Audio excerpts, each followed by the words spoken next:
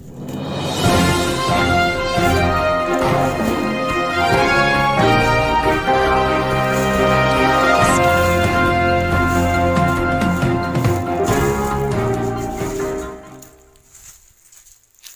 轮嘛，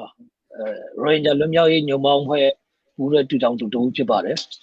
ဒီနေ့ကျွန်တော်တို့ဒီစကားဝိုင်းမှာကျွန်တော်နဲ့အတူပါဝင်ဆွေးနွေးမဲ့သူတွေကတော့ဒီဘက်ကကိုထွန်းခင်သူကတော့မြန်မာရိုဟင်ဂျာအသင်း UK ရဲ့ဥက္ကဋ္ဌဖြစ်ပါတယ်နောက်တစ်ဦးကတော့ဒေါက်တာလာကျော်သူကလည်းဒီအင်္ဂလန်နိုင်ငံအခြေစိုက်ရိုဟင်ဂျာရေးတက်ကြွလှုပ်ရှားသူတူဖြစ်ပါတယ်ကျွန်တော်တို့ဒီနေ့ဆွေးနွေးခန်းမှာမြန်မာနွေဦးတော်လှန်ရေးနဲ့ရိုဟင်ဂျာရေးကိုအဓိကထားပြီးဆွေးနွေးသွားမှာဖြစ်ပါတယ်ကျွန်တော်အနေနဲ့ကတော့ဒီအစာပိုင်းမှာဒီနွေဦးတော်လှန်ရေးဖြစ်ပေါ်လာရခြင်းအကြောင်းရင်းကိုအချင်းချုပ်လေးအရင်ပြောပြပါမယ်ကျွန်တော်ဒီနွေဦးတော်လှန်ရေးဖြစ်ပေါ်လာတဲ့အဓိကအကြောင်းရင်းကတော့ဒါလွန်ခဲ့တဲ့နှစ်နိုဝင်ဘာလမှာကျင်းပခဲ့တဲ့ဒါရွေးကောက်ပွဲကနေပြီးတော့ဖြစ်လာတယ်လို့အခြေခံပြီးဖြစ်လာတယ်လို့ပြောရပါမယ်။ဘာကြောင့်လဲဆိုတော့ဒီနိုင်ငံရေးရည်မှန်းချက်ရှိတဲ့အခုအာဏာသိမ်းထားတဲ့စစ်ကောင်းဆောင်မင်းအောင်လှိုင်ကနေပြီးတော့ဒီရွေးကောက်ပွဲမှာရလာတဲ့ရလက်ကိုမကျေနပ်လို့ဒီအာဏာသိမ်းတဲ့အထိဖြစ်လာတယ်လို့ကျွန်တော်ကတော့ယုံကြည်တယ်။ဒီအာဏာမသိမ်းခင်မှာလဲသူလိုချင်တဲ့ပုံစံမျိုးကိုလှုပ်သွားဖို့ဆိုပြီးတော့အဲ့ဒီချိန်တုန်းကအာဏာရှိခဲ့တဲ့အစိုးရပြီးတော့ရွေးကောက်ပွဲမှာအနိုင်ရခဲ့တဲ့ပါတီဖြစ်တဲ့ NLD အစိုးရနဲ့တော်တော်လေးဆွေးနွေးခဲ့တယ်ဒါပေမဲ့သူဘက်က demand လုပ်တာတွေများလို့မဖြည့်ဆည်းပေးနိုင်တဲ့အနေအထားမှာဖြစ်နေတဲ့အတွက်ကြောင့်ဒါ NLD ကနောက်ဆုံးသူတို့ရှိတဲ့အာဏာကိုပေးလိုက်ရတယ်ဆိုတဲ့သဘောဟိုဘက်ကအာဏာလူလိုက်တဲ့ဆိုတဲ့သဘောမျိုးမြင်ရတယ်ဒါဇန်နဝါရီလ31ရက်နေ့ညဖေဖော်ဝါရီလ1ရက်နေ့မနက်ခင်းမှာဒီနိုင်ငံရေးခေါင်းဆောင်တွေတက်ကြွလှုပ်ရှားသူတွေသတင်းထောက်တွေကိုနဲ့ပြီးတော့ဒီလွတ်တော်အမတ်တွေကိုဖမ်းဆီးပြီးတော့ကြီးစံတစ်ချက်မှမဖောက်ဘဲနဲ့ဒီအာဏာကိုလူယူခဲ့တယ်အဲ့ဒီနောက်ပိုင်းမှာ3-4ရက်လောက်ကတော့ဒါငြိမ်းနဲ့အားလုံးကစောင့်ကြည့်နေခဲ့တယ်ဒါပေမဲ့3-4ရက်ကြာပြီးတဲ့အခါမှာအဓိကဒီຫນွေဦးတော်လိုင်းနဲ့ပတ်သက်ပြီးတော့ကျွန်တော်ဒီ appreciate လုပ်ချင်တာအဓိကလူငယ်တွေပဲဒီ generation Z လူငယ်တွေကနေပြီးတော့လမ်းပေါ်ထွက်ပြီးတော့ပြည်သူတွေကိုလမ်းပေါ်ဆွဲခေါ်ခဲ့တယ်ရပ်ပိုင်းအတွင်းမှာတန်းနဲ့ချီတဲ့ဒီပြည်သူတွေကလမ်းပေါ်ထွက်ပြီးတော့ဒီစစ်အာဏာရှင်စနစ်ကိုမလိုချင်တဲ့အကြောင်းကိုသူတို့ထုတ်ဖော်ပြခဲ့တယ်ရပ်ပိုင်းအတွင်းမှာပဲဒီစစ်အာဏာသိမ်းခေါင်းဆောင်တွေကဒီလိုငြိမ်းချမ်းစွာဆန္ဒပြနေတာတွေကိုအင်အားသုံးပြီးတော့ဖြိုခွင်းခဲ့တယ်ဆိုတော့ဒီမှာဘာဖြစ်လာလဲဆိုတော့ပထမတော့အာဏာလူခံရတာကိုအာဏာပြန်ပေးဖို့ဆိုပြီးတော့တောင်းဆိုကြတာပေါ့နောက်ပိုင်းကျတော့ဒီလူငယ်တွေကဒီနိုင်ငံမှာစနစ်ကြီးတစ်ခုလုံးကိုအကုန်လုံးကိုဖျက်သိမ်းပြစ်မှပြောင်းလဲပြစ်မှဒီနိုင်ငံကငြိမ်းနဲ့ပြည်သူတွေအားလုံးတသွေးတဲ့တသားတဲ့ရန်သူကြီးတို့အခွင့်အရေးနဲ့နေနိုင်မယ်ဆိုတော့အခြေအနေကိုတစ်ခုကိုဖန်တီးလာတယ်ပထမဆုံးကတော့2008ဥပဒေကိုဖျက်သိမ်းဖို့ Federal ဒီ Democracy နိုင်ငံကိုထူထောင်ဖို့အတွက်ဆိုပြီးတော့သူတို့အတန်ကြက်ထုတ်လာတယ်အဲ့ဒီနောက်မှာဒီရွေးကောက်ခံလွတ်တော်အမတ်တွေကလည်းဒီပြည်တော်စုလွတ်တော်ကိုစားပြုကော်မတီကိုဖွဲ့စည်းတယ်ဧပြီလအလယ်လောက်မှာဒီအခု NUG အစိုးရပေါ်ပေါက်လာတယ်ပေါ်ပေါက်လာပြီးတော့ဒီ Federal တပ်မတော်ကို Federal Army ကိုသူတို့ထူထောင်ဖို့အတွက်စ조사ရင်းနဲ့နောက်ဆုံးမှာတော့ပြည်သူ့ကာကွယ်ရေးတပ်ဆိုပြီးတော့ဖြစ်လာတယ်အခုချိန်ထိတော့ဒီတနိုင်ငံလုံးမှာဒီစန္ဒပြတာတွေအခုထိရှိနေတော့မယ်အရင်လောက်မများပေမဲ့အ ਨੇ ချင်းကတော့နေရာတိုင်းလိုမှာရှိနေတယ်နောက်ပြီးတော့တစ်ဖက်ကနေပြီးတော့ဒီပြည်သူ့ကာကွယ်ရေးတပ်နောက်ပြီးတော့ကိုယ့်ကို independently ဖွဲ့ထားတဲ့ကာကွယ်ရေးတပ်တွေလည်းအများကြီးရှိတယ်ဒါလည်းသူတို့ကနေပြီးတော့ဒီစအာဏာရှင်စနစ်ကိုဖြုတ်ချဖို့စ조사နေတာရှိတယ်တစ်ဖက်မှာပြည်သူဝန်ထမ်းတွေကဒီ civil disobedience movement CDM ကို join လုပ်ပြီးတော့သူတို့စ조사နေတာလည်းရှိတယ်ပြည်သူတွေကတော့အဖက်ကနေပြီးတော့အဓိကလူငယ်တွေပြည်သူတွေနောက်ပြီးတော့ပြည်သူဝန်ထမ်းတွေဒီနောက်ပြီးတော့လူမျိုးစုအားလုံးကနေပြီးတော့ပူးပေါင်းပြီးတော့အခုချိန်မှာလူဦးတော်လှန်ရေးမှာအများစုကတိုင်းပြည်ထဲမှာရှိတဲ့အများစုကဒီလူဦးတော်လှန်ရေးမှာပူးပေါင်းပါဝင်နေတာကိုတွေ့ရတယ်ကျွန်တော်ကတော့ဒီလောက်ပဲဒါကိုအချင်းချင်းပြောပါမယ်လိုအပ်တာရှိရင်တော့ဖြည့်ပေးပေါ့နော်ကိုထုံးငယ်နဲ့ကိုလာကျော်ကပြီးတော့ဒီမှာအဓိကကျွန်တော်တို့ဒီຫນွေဦးတော်လှန်ရေးကကျွန်တော်တို့ဒီမှာပြောချင်တာຫນွေဦးတော်လှန်ရေးအောင်မြင်ဖို့ကျွန်တော်တို့ဘယ်လိုပံ့ပိုးနိုင်မလဲတနိုင်ငံလုံးကဘယ်လိုထပ်ပြီးပံ့ပိုးပေးရမလဲဒါတွေကိုအဓိကဆွေးနွေးသွားတော့ပိုကောင်းမယ်လို့ကျွန်တော်ကတော့အကြံပေးခြင်းတော့ကိုထုံးငယ်ဘာပြောရရှိလဲဆက်ပြောပါဦးကျွန်တော်ကတော့ဒီမှာအဓိကပြောချင်တာကဒီຫນွေဦးတော်လှန်ရေးမှာကျွန်တော်တို့ရဲ့ညီငယ်ညီမငယ်တွေဖြစ်တဲ့ generation Z ပြီးတော့ CDM civil disobedience movement ပေါ့နော်ဒီတစ်ခုကတော်တော်လေးအရေးကြီးတဲ့အခန်းကဏ္ဍမှာပါဝင်လှုပ်ရှားခဲ့တယ်လှုပ်ရှားနေတယ်ဒီလူတွေရဲ့တကယ့်ကိုကျွန်တော်တို့နိုင်ငံအတွက် alala kong general nine snip down down low shabu ribu sabi or locate hagu general da the mind of put the lotion of yogende diniama turu sabi locate agaro sanda piabu gane turu low one down shout a goose ile mendelima good tiza sando baro dinity petrol lotion it away and matama ayabu combat a to the great generations that be CDM ya kaganda dariga general the mind of Kuma, Totoli, Yama, Naga, the mind of Kuma, a Yiji, a Kangana Kuma, Dilu, Pagadas, General, Melo Miaba, to do yet the Gibu, Nim Yama, Sitegu, Don Lemes with a Sainted Kuna, Lokeraga, General Nangan to Nanganda, Alo, Tayanda, Tayan to the Alo, Totolibu, a Yiji, Lukshamu to Kutidas, Rajan Yojin there, Dame Dini Yamaga, Turu CDM. Biro generations that Nimi Yamangi Duma, Toroligu, Nangandaga machine, General Yamapiga, Yamapi to Pidari, Tasha, Yamapi machine, Luri Aloye, Saporga, Lubaleme. Dido support the Kumashinga, Belunina Matu, Tuabu, Land, Shesa Bitwabu Mulu, Babilusoro, the Sitaga propagandari, Sitaga propagandari, or Biro Tasha. Tui movie, a Shashin Jatama, Ninumure Mission, Lushani, a Miai Tria, Eddie Trejo, Generuga, the CDM net, Lushab CDM, Lushatu Dine,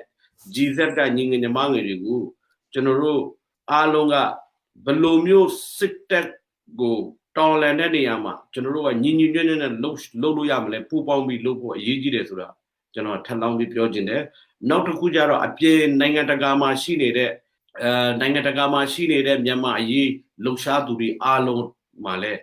Dausha Turugu Asuyarigu Lobby Lopu Asuyariguani support people no Pedri machine Gizat Ganing in the Mangigu CDM Lokshamu Loni Lubigu Nautakuga Jaro civil society regulation Dausha Pampo Bido Turu Api Amyomu Benia Be a Kanga Nagani General Yamapiga, General, the Sequeria Algani, Lumiobu, Belomio strategy, Piambu lo Emle, Belomio strategy, General Sabi Lopo lo Emle, Yeshi, the Tonadigo Naimpo, Bari looks something the less of General, Amiai, Nazin net, Amia Generoga, Pupambi Lopo Lume, Diniama, Yamapi to be there, Bioraniama, Alobono, a truth of pain, dying that General Nangamazoni. Minority de Lunezu de God, Nibamia got the Sitaya Alma, Nimbande Samuru Kayares, the Lunezu do Alone Diva, Ninuna, Paula, General Tria, Eddie Treton, Wondare, to the bay, Rohingya Lunezu de Apomale, Yamananga to Nanganda, Aloniga, Totally, Nale, Lara Pomale, and Metama, Wenda Bokong, Eddie Treton, General, the Nue Utole, Lo Shamu,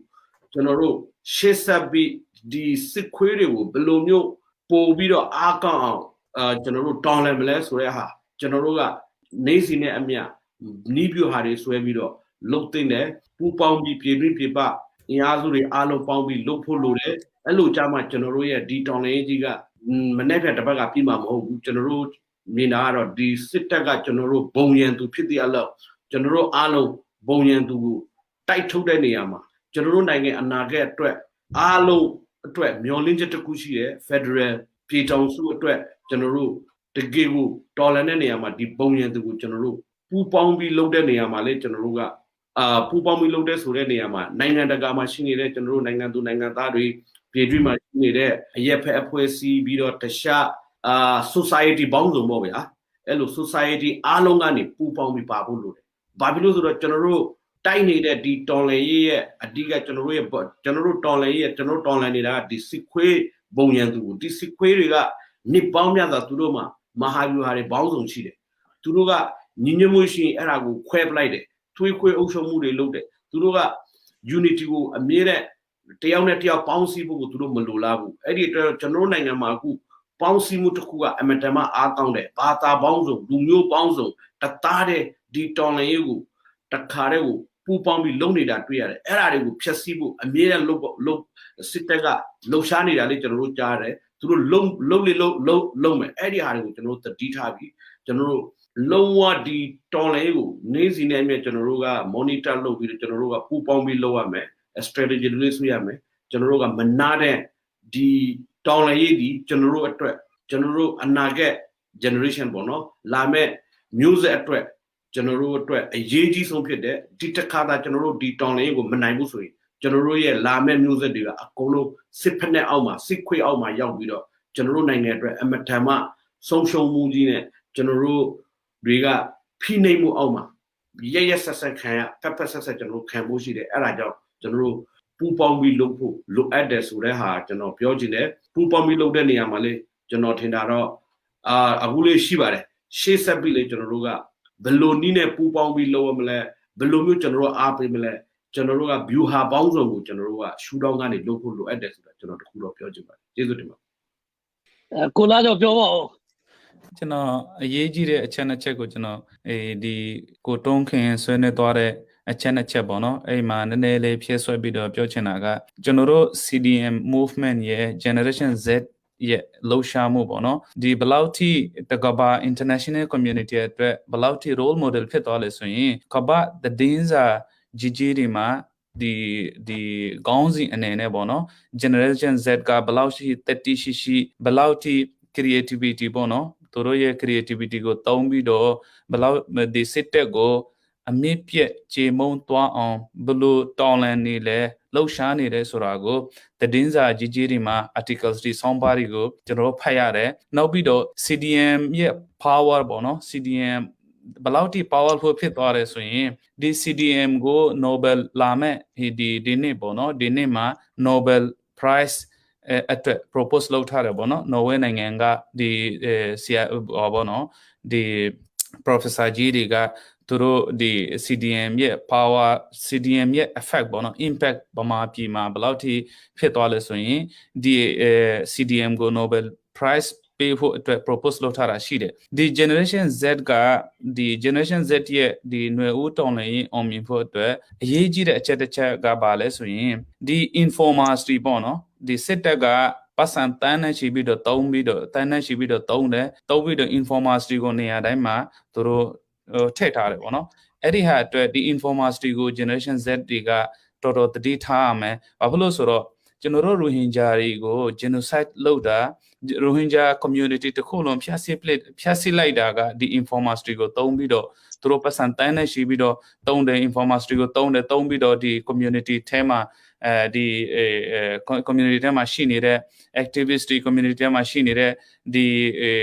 ဟိုပေါ့နော်တောင်းလေရေး spirit တွေအကုန်လုံးကိုဖျက်ဆီးပစ်တာပေါ့နော်အဲ့ဒီဟာကို generation Z တွေတော်တော်တတိထားရမယ်ကျွန်တော်တို့ຫນွေဦးတောင်းလေရေးကဒီလိုဒီခီးကတော်တော်ကျန်းတယ်ဒါပေမဲ့နောက်ဆုံးကျွန်တော်တို့ဗာရမလဲဆိုရင် freedom for all ပေါ့နော်ကျွန်တော်တို့ဒီ future generation အတွက် freedom တစ်ခုကိုရသွားမယ်အဲ့ဒါကြောင့်မလို့ကျွန်တော်တို့ဒီຫນွေဦးတောင်းလည်ရေးကကျွန်တော်တို့အခုရောက်ရှိနေတဲ့အနေအထားကကျွန်တော်တို့ရှေ့ဆက်ပြီးတော့အောင်လှုပ်သွားရမယ်အပြန်လမ်းမရှိဘူးအဲ့ဒါကြောင့်မလို့ဒီ CDM မှာပါနေတဲ့လူတွေအားလုံး generation Z တွေမှာပါနေတဲ့လူငယ်တွေရင်ငယ်ရင်မငယ်အကုန်လုံးဒီစစ်လုံးနဲ့ကျွန်တော်တို့စူးစမ်းပြီးတော့ပေါင်းစည်းပြီးတော့ဒီနိုင်ငံအထက်မှာရှိနေတဲ့generation Z ရဲ့နဲ့ပြည်ပါမှာရှိနေတဲ့ generation Z ပြီးတော့ဒီမြန်မာပြည်အရေးကိုလှုပ်ရှားနေတဲ့လူတွေအားလုံးပေါင်းစည်းပြီးတော့ခုနကိုတုံးခင်ပြောသလိုပေါ့နော်ရှေ့ဆက်ပြီးတော့စူးစမ်းပြီးတော့ကျွန်တော်တို့သွားရမယ်နောက်ပြီးတော့အခြားကျွန်တော်တို့ဒီຫນွေဦးတောင်လည်ရင်မှာအရေးကြီးဆုံးအောင်မြင်ဖို့အရေးကြီးဆုံးအချက်တစ်ချက်ကပါလဲဆိုရင်ကျွန်တော်တို့ဗမာပြည်မှာရှိနေတဲ့ ethnic minorities ဒီတိုင်းရင်းသားရင်ကိုမောင်နှမတွေအားလုံးပေါင်းစည်းပြီးတော့ဒီ target တစ်ခုပေါ့နော်ဒီဥတီချက်တစ်ခုဒီရည်မှန်းချက်တစ်ခုထားပြီးတော့ freedom for all ဆိုတဲ့ရည်မှန်းချက်တစ်ခုထားပြီးတော့စစ်လုံးလုံးနဲ့တိုက်မှအောင်မြင်မယ်ဆိုတာကိုကျွန်တော်စိတ်ထဲမှာထားရမယ်နောက်ပြီးတော့ဒီ international ဟိုအထက်မှာဒီအခုရှက်ဆက်ပြီးတော့ဒီຫນွေဦးတောင်လည်ရေးအောင်မြင်ဖို့အတွက် international support ကလည်းတော်တော်အရေးကြီးတယ်အဲ့ဒီ international support ကဒီရိုဟင်ဂျာအရေးကိစ္စနဲ့ဆက်ထားတယ်ပေါ့နော်အဲကြောင့်မလို့ဒီຫນွေဦးတောင်လည်ရေးအောင်မြင်ဖို့အတွက်ရိုဟင်ဂျာအရေးကိုဒီရိုဟင်ဂျာအရေးကိုမေ့ပြလို့မရဘူးရိုဟင်ဂျာအရေးကိုဒီ share and တင်ပြီးတော့ဒီဟိုပါပေါ့နော် solution တစ်ခုထုတ်ပြီးတော့ ရှေ့ဆက်ပြီးတော့စူးစမ်းရမယ်ဒီနေရာမှာကျွန်တော်ဒီအရေးကြီးဆုံးနောက်တစ်ချက်ကိုပြောချင်တာကဒီຫນွေဦးတောင်လင်းရေးမှာဒီကြာဆုံးသွားတဲ့ဒီအာဇာနည်သူရေးကောင်းတွေကသူတို့အသက်ကိုပေးဆက်ပြီးတော့ကျွန်တော်တို့ future ဒီနိုင်ငံအနာဂတ်ကောင်းသွားဖို့အတွက်သူတို့အသက်ကိုပေးဆက်ဒါကိုကျွန်တော်မဲပြလို့မရဘူးအဲ့ဒါကြောင့်မလို့ဒီဘယ်လိုပြောမလဲဒီမှာကျွန်တော်ကဘာဆက်ပြောချင်လဲဆိုတော့ဒီအရင်တော့ကကျွန်တော်တို့ဘလို့မှမတွေးကြုံခဲ့တာပေါ့နော်အခုအရင်တော့ကကျွန်တော်တို့လူငယ်အရွယ်မှာရှိတဲ့ကျွန်တော်တို့လည်းအခုပြောလွှဲမယ်ဆိုရင်လူကြီးပိုင်းတဲ့ရောက်နေပြီပေါ့ကျွန်တော်တို့ဒီ generation Z အရွယ်မှာရှိခဲ့တဲ့အရွယ်တုန်းကကျွန်တော်တို့လူငယ်ပိုင်းမှာရှိတဲ့အတွေးခေါ်နဲ့အခုဒီနေ့ဒီ2021မှာကျွန်တော်တို့တွေးကြုံနေရတဲ့ဒီ generation Z ဒီလူငယ်တွေရဲ့အတွေးခေါ်တွေကတော်တော်လေးကိုကွာသွားပြီဆိုတော့ဒီမှာအဓိကကျွန်တော်ပြောချင်တာကဘာလဲဆိုရင်လူငယ်တွေကနေပြီးတော့ဒီဥစ္စာကိုဒီຫນွေဦးတော်လှန်ရေးရဲ့အစကဒါဒီလူငယ်တွေပဲဒီຫນွေဦးတော်လှန်ရေးကိုပြီးအောင်လုပ်ရမှာလဲဒီလူငယ်တွေပဲဒီလူငယ်တွေရဲ့အတွေးခေါ်တွေကကျွန်တော်တို့ကနိုင်ငံတကာစံချိန်စံညွှန်းနဲ့လည်းညီတယ်ဒီနိုင်ငံမှာဒီလူငယ်တွေတောင်ဦးစီးနိုင်မယ်ဆိုလို့ရှိရင်နိုင်ငံတွင်းမှာနှစ်ပေါင်း60ကျော်ကျွန်တော်တို့တွေ့ကြုံခဲ့ရတဲ့ပဋိပက္ခတွေပြည်တွင်းစစ်တွေအားလုံးခြုံငိမ့်သွားမယ်လို့ကျွန်တော်ကတော့ယူဆတယ်။ဘာကြောင့်လဲဆိုတော့လူငယ်တွေကလူတိုင်းရဲ့ဟောပေါ့နော်လိုအပ်ချက်တွေကိုသူတို့ကမြင်တယ်။နောက်ပြီးတော့သူတို့မှာအတ္တမာနတွေနေတယ်မရှိသလောက်ပဲနောက်ပြီးတော့ဟောပေါ့နော်လူတူဦးတယောက်ရဲ့ရပိုင်ခွင့်ကိုသူတို့ကအတိမတ်ပြုတယ်။လူတိုင်းရဲ့ရပိုင်ခွင့်ကိုသူတို့အတိမတ်ပြုတဲ့အတွက်ကြောင့်သူတို့ကနေပြီးတော့ဒီနိုင်ငံရဲ့အရေးကိုဥဆောင်နိုင်မယ်ဆိုလို့ရှိရင်ဒါဒီနိုင်ငံရဲ့မှာငြိမ်းချမ်းရေးရဖို့ပို့ပြီးတော့လွယ်ကူမယ်လို့ကျွန်တော်ထင်တယ်။နောက်တစ်ခုကနေပြီးတော့ဒီမှာကျွန်တော်တို့အခုဆိုလို့ရှိရင်ဟောပါတော့အမျိုးသားညီညွတ်ရေးအစိုးရ NUG အစိုးရရှိနေပြီ။ဒီအစိုးရကလည်းလွန်ခဲ့တဲ့ဒီသတင်းစာရှင်းလင်းပွဲမှာလည်းနိုင်ငံတကာကနေပြီးတော့ဒီအတိမတ်ပြုမှုတွေတော်တော်လေးရနေပြီဆိုပြီးတော့ဒါသတင်းစာရှင်းလင်းပွဲမှာပြောသွားတာတွေလည်းကြားတယ်။ဆိုတော့ဒီမှာကျွန်တော်ပြောချင်တာကဒီ CDM နဲ့ပတ်သက်ပြီးတော့ပေါ့နော်။ CDMဒါက non violent struggle ဒီ struggle ကိုကျွန်တော်တို့ကထားနိုင်မယ်ဆိုမှဒီစစ်အာဏာရှင်တွေရဲ့အုပ်ချုပ်ရေးညံတရားတွေအားလုံးကိုဒါဖြိုချလို့ရပါဆိုတော့အဓိကဒီ CDM တွေကိုအကာအကွယ်ပေးနိုင်ဖို့ရယ်ဘာဖြစ်လို့လဲဆိုတော့နေ့တိုင်းညတိုင်းမှာဒီ CDM တွေဝင်ထားတဲ့လူတွေရဲ့အိမ်တွေကိုဝင်ပြီးတော့ဖမ်းတယ်ရိုက်တယ်နှက်တယ်အမျိုးမျိုးပဲဒီလူတွေကရှောင်ပုန်းနေရတယ်နောက်ပြီးတော့ဒီ CDM ဆိုတာက basically အားလုံးကဒီဟောပေါ့နော်အာနာဖီဆန်တာဒါပေမဲ့ကျွန်တော်တို့ထက်မှအတွေးမြင်မှာ CDM ဆိုတာနဲ့ဒါပြည်သူဝန်ထမ်းဖြစ်ရမယ်ဆိုပြီးတော့အဲ့ပုံစံမျိုးမြင်နေကြတာပေါ့နော်ဒါပေမဲ့အဓိကကျွန်တော်ကပြည်သူဝန်ထမ်းတွေကိုပြောချင်တာဒီပြည်သူဝန်ထမ်းတွေသူတို့ရက်တည်ဖို့အတွက်ဘာလို့လဲဆိုတော့နိုင်ငံတွင်းမှာဒီစစ်အာဏာသိမ်းကြတဲ့ကနေပြီးတော့နိုင်ငံစီးပွားရေးလည်းကျနေတယ်ဆိုတော့ဒီဝန်ထမ်းတွေမှာတချို့ဝန်ထမ်းတွေဆိုလို့ရှိရင်ဒီသူတို့ရဲ့ရတဲ့လစာကလည်းဘာမှမဖြစ်စလောက်လစာဒီလစာကလည်းသူတို့ CDM ဝန်ထမ်းအတွက်တော့မရတော့ဘူးတခါဟိုအစိုးရလက်ထက်တုန်းကသူတို့2လစာဒါချီးထားတဲ့ပတ်စံကိုလည်းအတင်းအဓမ္မပြန်ပေးဖို့ဆိုပြီးတော့သူတို့ချိန်ချောင်းနေတာတွေရှိတယ်မပေးရင်ဖမ်းမယ်ဆိုတာတွေရှိတယ်ဆိုတော့သူတို့တော်တော်လေးကိုအကြက်တဲတွေရင်ဆိုင်နေရတယ်ဒီအကြက်တဲတွေကိုဖြည့်ရှင်းပေးဖို့ကဒါအစိုးရဆိုတဲ့အစိုးရမှာအများကြီးတာဝန်ရှိတယ်ပေါ့နော်ကျွန်တော်အနေနဲ့ဒီမှာပြောချင်တာကအဓိကနိုင်ငံတကာကနေပြီးတော့အထောက်အပံ့ပေါ့နော်အတိမတ်ပြုမှုတွေရတယ်ဆိုရင်ဒီတော်လှန်ရေးအောင်မြင်ဖို့နိုင်ငံတကာကလည်းဒီမိုကရေစီပြန်ရဒီစစ်တပ်ကိုပြောနေတာကအာဏာပြန်လွှဲပေးဖို့ဒီမိုကရေစီပြန်ပြီးတော့အသက်သွင်းပေးဖို့ဒါပဲပြောနေဆိုတော့ဒီနိုင်ငံတကာကိုဒီအစိုးရကနေပြီးတော့ convince လုပ်ရမှာကဒီတော်လှန်ရေးကိုအားပေးဖို့ပဲသူတို့အနေနဲ့ဒီ violence struggle ဥပမာ PDF တို့ဘာတို့ကိုမထောက်ပံ့ဘူးဆိုလို့ရှိရင်တော့အဓိကဒီ CDM တွေတို့ကထောက်ပံ့နိုင်အောင်ဒီအစိုးရကနေပြီးတော့စူးစမ်းတဲ့နေပေါ့နော်ဒါတခုကျွန်တော်ကဘာကြောင့်လဲဆိုတော့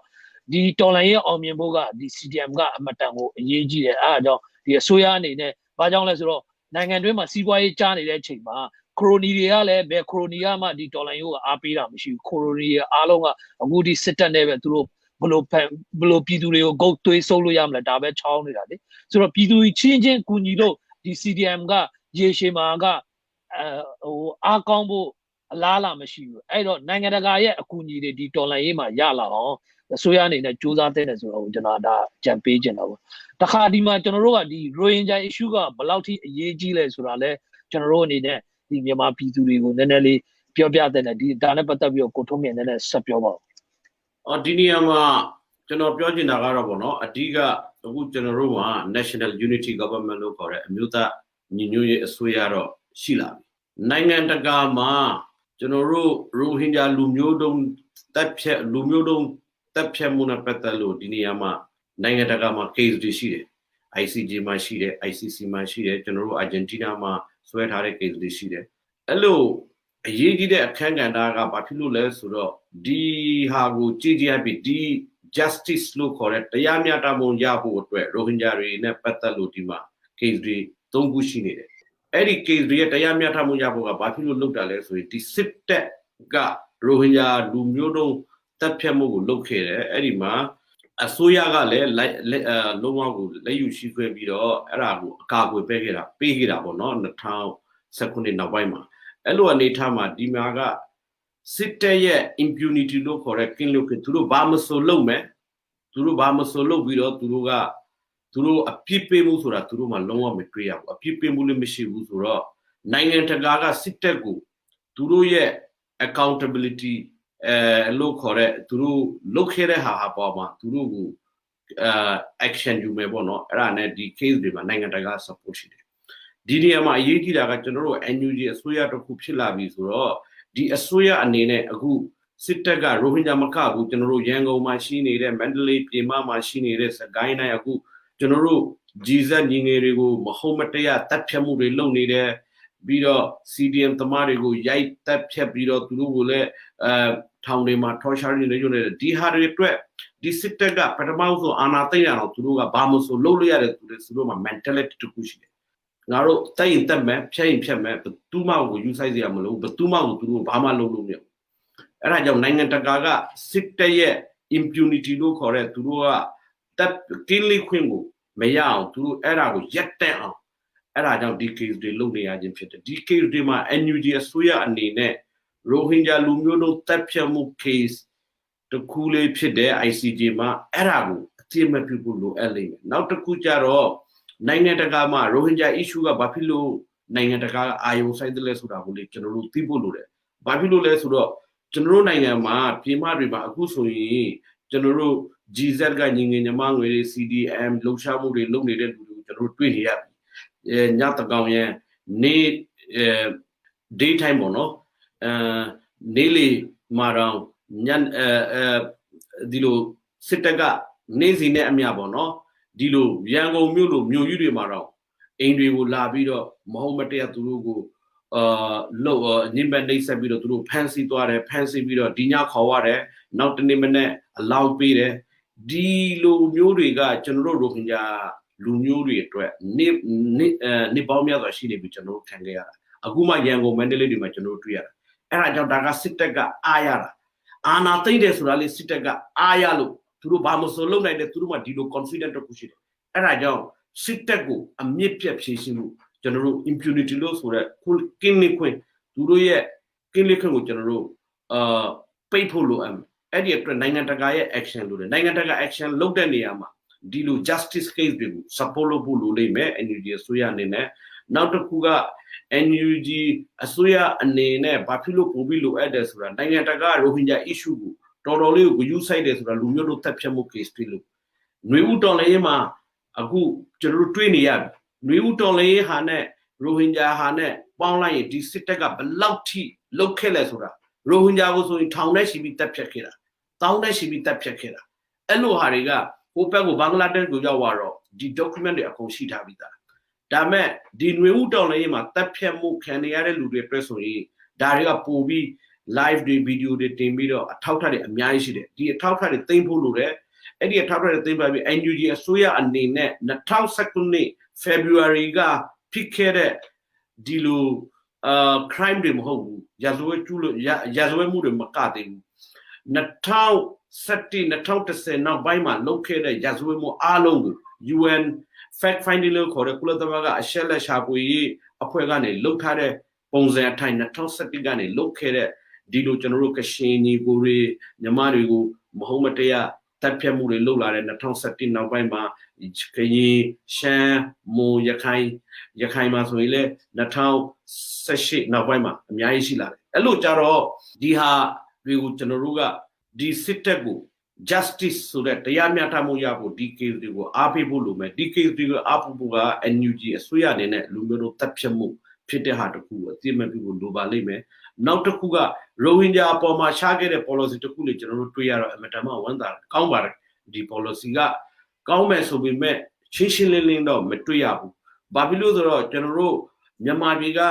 ညီကိုတွေအားလုံးမြန်မာပြည်သူပြည်သားတွေအားလုံးပေါ့နော်ညီကိုမြန်မာပြည်ကညီငယ်ညီမငယ်တွေအားလုံးသိဖို့လိုအပ်တယ် GZ ကလူတွေလည်းသိဖို့လိုအပ်တယ်ပြီးတော့ကျွန်တော်တို့နိုင်ငံသူနိုင်ငံသားလုံးအတွက်အရေးကြီးတဲ့အချက်ကရိုဟင်ဂျာတွေကိုတစ်ပေါင်းများစွာရိုဟင်ဂျာတွေကတောင်းနေတဲ့နိုင်ငံသားအပြည့်အဝသည်အသစ်မဟုတ်ဘူးတိုင်းရင်းသားဆိုတဲ့ဟာလေအသစ်တောင်းတာမဟုတ်ဘူးပါလီမန်ဒီမိုကရေစီခေတ်မှာကတည်းကရိုဟင်ဂျာတွေမှာကျွန်တော်တို့မှာတိုင်းရင်းသားအသိမဲ့ဖြူခံရပြီးသားနိုင်ငံသားအသိမဲ့ဖြူပြီးသားကျွန်တော်တို့ကအဲ့လိုကျွန်တော်တို့ရဲ့မွေးရပါနိုင်ငံသားရှိတယ်အဲ့ဒါကိုတောင်းနေရခြင်းဖြစ်တယ်အဲ့ဒါပေါ်မှာ NUG အနေနဲ့ population လေးဖြစ်ဖို့လိုအပ်မယ်ဘာဖြစ်လို့လဲဆိုတော့နိုင်ငံတကာမှာရိုဟင်ဂျာ issue ကိုဘေးနိုင်ငံသွားသူတို့ကဒီ issue ကိုအရေးကြီးတဲ့အခန်းကဏ္ဍမှာရှိတယ်လူမျိုးတို့တပ်ဖြတ်မှုဖြစ်တဲ့ case အနေနဲ့အဲ့ဒီနေရာမှာ NUG အပေါ်မှာလည်းပိုပြီး support ရှိလာဒီ 1982 citizenship law တို့ရိုဟင်ဂျာနိုင်ငံသားဖြစ်တယ်မှုရိုဟင်ဂျာလူမျိုးစုတစ်မျိုးတစုရှိနေတဲ့အတွက်ဒီလူမျိုးစုကိုအတိအမဲ့ပြုမှုကလိုအပ်လာဘာဖြစ်လို့ဆိုတော့ Federal Union ကိုရှေ့ဆက်ပြီးကျွန်တော်တို့သွားမယ်ဆိုရင်လူမျိုးစုအနေနဲ့မြန်မာနိုင်ငံရေးကလူမျိုးစုတွေပေါင်းစည်းထားတဲ့နိုင်ငံတစ်နိုင်ငံပြည်ထောင်စုဖြစ်တဲ့အတွက်ကျွန်တော်တို့မှာကျွန်တော်တို့ရိုဟင်ဂျာတွေဒီလူမျိုးစုတစုဖြစ်တဲ့အလျောက်လူမျိုးစုဖြစ်တဲ့ဟာကိုအတိအမဲ့ပြုဖို့လိုအပ်မယ်ကျွန်တော်တို့အဲ့ဒါကိုအတိအမဲ့ပြုမှပဲနိုင်ငံတကာက NUG ဆိုတဲ့ National Unity Government အမျိုးသားညီညွတ်ရေးအစိုးရကိုပို့ပြီးအတိအမဲ့ပြုဖို့အားကောင်းလာလိမ့်မယ်ကျွန်တော်တို့ရိုဟင်ဂျာတွေဒီကျွန်တော်တို့က February 1 ရက်ကတည်းကကျွန်တော်တို့ဒီຫນွေဥတော်လည်းရေးအတွက်ဒီစစ်တပ်ကိုဘုံရန်သူအဖြစ်တိုက်ဖို့ကကျွန်တော်တို့အစဉ်အသင့်ရှိတယ်စားကတိကလည်းလုံနေတယ်အခုလည်းလုံနေတယ်နောင်လည်းလုံပါဒါပေမဲ့ဒီနေရာမှာ NUG အစိုးရရဲ့ရိုဟင်ဂျာပေါ်မူဝါဒပေါ်ရှင်းရှင်းလင်းလင်းပို့ပြီးတော့ပြတ်သားမှုတွေရှိလာရင်အားလုံးအတွက်အားကောင်းလာမယ်နိုင်ငံတကာအစိုးရအတွက်ရောကျွန်တော်တို့ရိုဟင်ဂျာတွေတို့ပို့ပြီး support လုပ်ဖို့လေပို့အားကောင်းလာမယ်ဘာဖြစ်လို့လဲဆိုတော့ဒီနေရာမှာ ICJ မှာ case တစ်ခုရှိတယ်ဒီ case မှာကလူမျိုးတို့တပ်ဖြတ်မှုနဲ့လုပ်ထားတဲ့ case အဲ့ဒါကိုတကယ်လို့ဒါလူမျိုးတို့တပ်ဖြတ်မှုဖြစ်ခဲ့သည်ဆိုပြီးတော့အတိအမဲ့ NUG ကနေပြုလာပြီဆိုရင်နိုင်ငံတကာကနေပြုလာပြီဆိုရင်ကျွန်တော်တို့ရဲ့ပုံရင်သူဖြစ်တဲ့ဒီစစ်ခွေးတွေကိုဒီလိုလူသက်သမမင်း online တို့ကိုကျွန်တော်တို့ကနိုင်ငံတကာ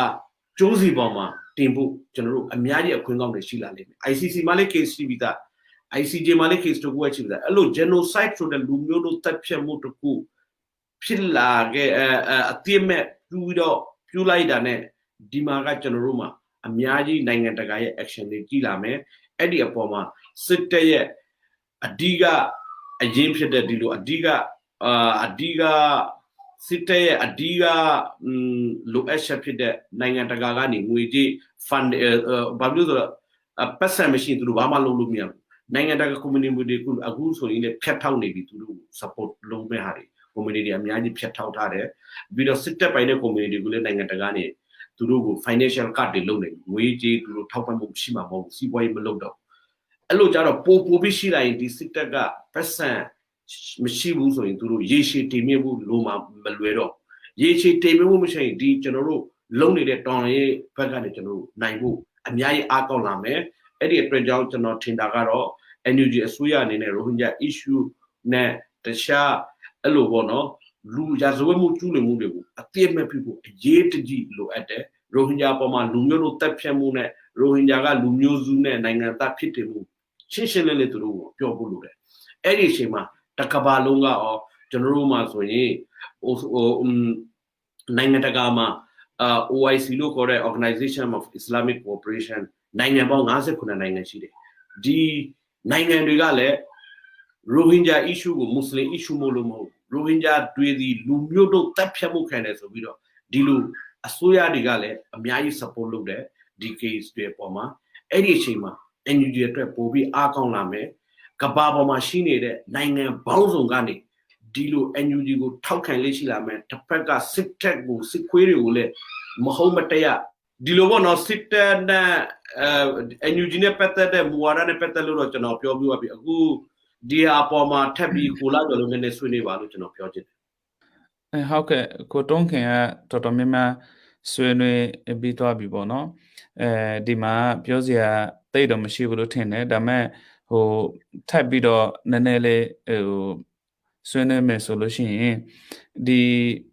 NUG အစိုးရကအခုနကကိုနေဆန်းလွင်လဲအဲ့ဒါပြောတော့ဗောနော်ဒီနိုင်ငံတကာရဲ့အတိအမဲ့ပြုမှုရဖို့တော်တော်အရေးကြီးတယ်ဘာဖြစ်လို့ဆိုတော့ CDM ဆက်သွားဖို့က international support ကလွန်အရေးကြီးတယ်အဲဆိုတော့ financial support လည်းအရေးကြီးတယ်နောက်အခြားဒီ diplomatic support ကတော့အရေးကြီးတာတော့ပြောစရာတော့မလိုဘူးပေါ့နော် financial support ရဖို့အတွက် NUG ကိုနိုင်ငံတကာအတိအမဲ့ပြုရမယ် support ပေးရမယ်ပေါ့နော် support ပေးဖို့အတွက် NUG မှာလည်း clear policy ရှိရမယ်ရိုဟင်ဂျာနဲ့ပတ်သက်ပြီးတော့ clear policy ကိုတုံးငယ်အဲ့ဒါဆွေးနွေးပြီးသွားပြီပေါ့နော်ဒီ OIC နိုင်ငံပေါ့နော်59နိုင်ငံဒီနိုင်ငံတကာ international support ကဒီတစ်ခုနဲ့တစ်ခုချက်ဆက်နေတာပေါ့နော် OIC European Union အဲ့ဒီဟာတစ်ခုနဲ့တစ်ခုချက်ဆက်နေတာပေါ့နော်ဒီ OIC 59နိုင်ငံရဲ့ support ရမယ်ဆိုလို့ရှိရင်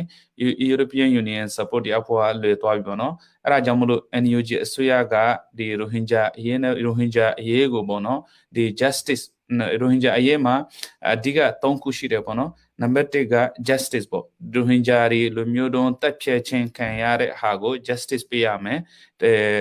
justice ပေါ်ဆောင်ပေးရမှာပေါ့နော် international justice ရဲ့ justice ကိုဒီ ICJ ICC international jurisdiction ပေါ့နော်အဲ့ဒီကနေတဆင့် accountable ဖို့ပေးရမယ် support လုပ်ရမယ်နောက်တစ်ခုကဒီရိုဟင်ဂျာတွေဆုံးရှုံးသွားတဲ့အခွင့်အရေးတွေပေါ့နော်ဒီတိုင်းရင်းသားအခွင့်အရေးနိုင်ငံသားအခွင့်အရေးအားလုံးကို reinstate ပေါ့နော်ပြန်လေဖော်ဆောင်ပေးရမယ်ပေါ့နော်အဲ့ဒီဟာအတွက် clear policy ရှိရမယ်နောက်တစ်ခုကဒီရိုဟင်ဂျာတွေအခုတန်းနဲ့ရှိပြီးတော့တတန်းနေပါပေါ့နော်ဘင်္ဂလားဒေ့ရှ်ဒုက္ခသည်စခန်းမှာရောက်ရှိနေတဲ့ဒီဘင်္ဂလားဒေ့ရှ်ဒုက္ခသည်စခန်းမှာရောက်ရှိနေတဲ့လူတွေအားလုံးတိတ်ကရှိရှိနဲ့ဒီခုနေရဲ့ခုဇာတိခု ancestral land ပေါ့နော်ဒီဘူးပဲပြည်ပြင်ကနေစပြီးတော့နေလာခဲ့တဲ့ဒီဟိုနေရက်ကိုပြန်ပို့ဖို့အတွက် NUG အစိုးရအနေနဲ့policy ချမှတ်ရမယ် step by step implementation လုပ်ရမယ်ပေါ့နော်နောက်တစ်ခုကဒီတစ်ချက်ကိုကျွန်တော်ဖြည့်ဆွက်ပြီးတော့ပြောချင်တာကရိုဟင်ဂျာဒုက္ခသည်စခန်းမှာရိုဟင်ဂျာကလေးငယ်တွေက education ပေါ့နော်ပညာရေးအခွင့်အရေးကိုဆုံးရှုံးနေတယ် NUG အစိုးရအနေနဲ့အဲ့ဒီဒုက္ခသည်စခန်းမှာအဲ့ဒီပညာရေးကိုဘယ်လိုအကောင့်တက်ဖော်နိုင်မလဲပေါ့နော်အဲ့ဒါလည်းနည်းနည်းစဉ်းစားသင့်တယ်ပေါ့နော်ဒီဘာလို့ဆိုတော့ဒီ repatriation ဘယ်တော့ဖြစ်လာမယ်ဆိုတာတော့ကျွန်တော်တို့အတိအကျမပြောနိုင်ဘူးပေါ့နော်ဒီရိုဟင်ဂျာတွေဒုက္ခသည်စခန်းမှာနေနေတဲ့အချိန်ကာလအတွင်းမှာ NUG အစိုးရအနေနဲ့ပညာရေးကိုနည်းနည်းဟိုစဉ်းစားပြီးတော့ဘင်္ဂလားဒေ့ရှ်အစိုးရနဲ့တိုင်ပင်ပြီးတော့ဒီဗမာပြည်မှာဒီဟိုပါပေါ့မပြန်ဗမာပြည်မပြန်ခင်ပေါ့နော်ဒီဒုက္ခသည်စခန်းမှာပညာရေးကိုဆက်လက်ပြီးတော့ဟိုလုံနိုင်မယ်ဆိုလို့ရှိရင်ပို့ပြီးတော့ကောင်းမှာပေါ့နော်အဲ့ဒီ international support ရဖို့လည်းပို့ပြီးတော့လွယ်ကူသွားမယ်ဒီဟာလေးနဲ့ဒီဟာလေးပြောရင်းနဲ့ဒီကျွန်တော်ဆက်ပြီးတော့ကိုနဲ့ဆန်းလွင်ကိုဒီ mic ပေးချင်ပါတယ်ဟုတ်ကဲ့ကျွန်တော်တို့စကားပြောတာလဲမိနစ်30ကျော်ပြီဆိုတော့ထပ်ပြီးတော့တူတူတွေ့တွေ့တော့ဘာမှတော့ပြောစရာမရှိတော့ဘူးထင်ပါတယ်ဒီမှာတော့တော်တော်လေးကိုထွန်းခင်နဲ့အဓိကကိုလာကျော်နှစ်ယောက်စလုံးဆွေးနွေးသွားတာမှာအကုန်လုံးပါသွားတယ်ဒီမှာကျွန်တော်အဆုံးသတ်မှာတခုပြောချင်တာကဘာလဲဆိုရင်ဒီဟိုပေါ့ဒါကျွန်တော်ရဲ့ဒီ activism အတွေ့အကြုံရနှစ်ပေါင်း20အတွင်းမှာရခဲ့တဲ့အတွေ့အကြုံတခုကဘာလဲဆိုရင်အဖိနှိတ်ခံရတဲ့လူဒန်းစားကအဖိနှိတ်ခံရလေစီးလုံးညီညွတ်မှုပြိုကွဲလေပဲစီးလုံးညီညွတ်မှုပြိုကွဲအောင်လဲတစ်ဖက်ကဖိနှိတ်သူတွေဘက်ကနေပြီးတော့ဒါညီမရုံစုံနဲ့အများနဲ့စူးစမ်းနေမယ်ဘာဖြစ်လို့လဲဆိုတော့ဒီဖိနှိတ်ခံရတဲ့လူဒန်းစားကသူတို့အထဲမှာစီးလုံးညီညွတ်မှုရှိတယ်ဆိုလို့ရှိရင်ဒါဖိနှိတ်သူကိုအနိုင်ရမဲ့လမ်းရှိတယ်သူတို့အထဲမှာစီးလုံးညီညွတ်မှုပြိုကွဲသွားပြီဆိုလို့ရှိရင်ဒါဖိနှိတ်သူကိုဘလို့မှအနိုင်ရမဲ့နီးလမ်းမရှိတော့ဘူးဆိုတော့ကျွန်တော်တို့ကအရင်တော့ကဘလို့ပဲဖြစ်ခဲ့ပေါ့နော်ကျွန်တော်တို့ဆိုလို့ရှိရင်ကျွန်တော်တို့ရိုဟင်ဂျာဆိုလို့ရှိရင်တော်တော်လေးကိုခံခဲ့ရတာမှာကျွန်တော်တို့ကိုစစ်တပ်နဲ့ဒီအစိုးရကနေပြီးတော့ဖိနှိပ်နှိပ်ကွက်ခဲ့တာလည်းမဟုတ်ဘူးကျွန်တော်တို့ဒီ တိုင်းသူပြည်သားတွေကြားထဲမှာလည်းကျွန်တော်တို့ကလုံးဝဘယ်လိုပြောမလဲလူစိမ်းတွေလို့ကျွန်တော်တို့ဒီနိုင်ငံနဲ့ဘယ်လိုမှမပတ်သက်ဘူးဒါပြောရမယ်ဆိုရင်တော့ကျွန်တော်အဲ့ကိစ္စတွေကိုပြန်ပြီးတော့မပြောချင်ဘူးဒါပေမဲ့ဖေဖော်ဝါရီလ1ရက်နေ့ကစပြီးတော့ကျွန်တော်တို့ကိုဘယ်လိုပဲပြစ်ပယ်ထားတာဒါဒီနိုင်ငံရဲ့အရေးဒီကျွန်တော်တို့ရဲ့အရေးဖြစ်တယ်ဘာလို့လဲဆိုတော့ဒီနိုင်ငံကိုပဲဒီနိုင်ငံကကျွန်တော်တို့ကိုဘလို့ပဲမောင်းထုတ်ကျွန်တော်တို့ကဒီနိုင်ငံသားတွေပဲကျွန်တော်တို့ကအရင်တော့မှတ်တမ်းမှတ်ရတွေလည်းရှိတယ်ကျွန်တော်တို့မှာဒီနိုင်ငံအပြင်တခြားနေရာမရှိဘူးအဲ့တော့ဒီຫນွေဦးတော်လှန်ရေးမှာဒီစစ်အာဏာရှင်တွေကိုအမြင့်ဖြုံးနိုင်ဖို့အတွက်ကျွန်တော်တို့ရနီလန်းကနေပြီးတော့ပါဝင်လှုပ်ရှားနေတယ်ဆိုတော့ဒီမှာတစ်ခုပဲကျွန်တော်က key message ပေးချင်တာကဘာလဲဆိုရင်ဟာပေါ့နော်ကျွန်တော်တို့ထဲမှာစီလုံးညညမှုပြိုကွဲလာပြီဆိုလို့ရှိရင်ဒီအာဏာရှင်ဖြုတ်ချဖို့ကတော်တော်လေးအလံဝေးသွားမယ်အဲ့တော့ကျွန်တော်တို့ဒီဟာပေါ့နော်ຫນွေဦးတော်လှန်ရေးအစမှာတော်တော်လေးကိုစီလုံးညညမှုတွေရလာခဲ့တယ်အချင်းချင်းကြားမှာဒါကျွန်တော်တို့ရိုဟင်ဂျာကြီးပဲပြောတာမဟုတ်မြန်မာတနိုင်ငံလုံးမှာရှိတဲ့လူမျိုးစုတွေအားလုံးကြားမှာဒီစီလုံးညညမှုကိုအမြဲတမ်းထိမ့်သိမ်းထားဖို့ကျွန်တော်အနေနဲ့အထူးအကြံပေးဒီကျွန်တော်တို့စကားပြောအဝိုင်းကိုကျွန်တော်တို့စကားပြောဆွေးနွေးခန်းကိုကျွန်တော်တို့ညီကုန်းချုပ်လိုက်ပါတယ်အားလုံးကိုနားဆင်သူအားလုံးကိုအထူးကျေးဇူးတင်ကြောင်းပြောလိုပါတယ်မြန်မာပြည်ဒီတော်လိုင်းရဲ့အမြန်ဆုံးအောင်မြင်ပါစေရေတော်ပုံအောင်ရမည်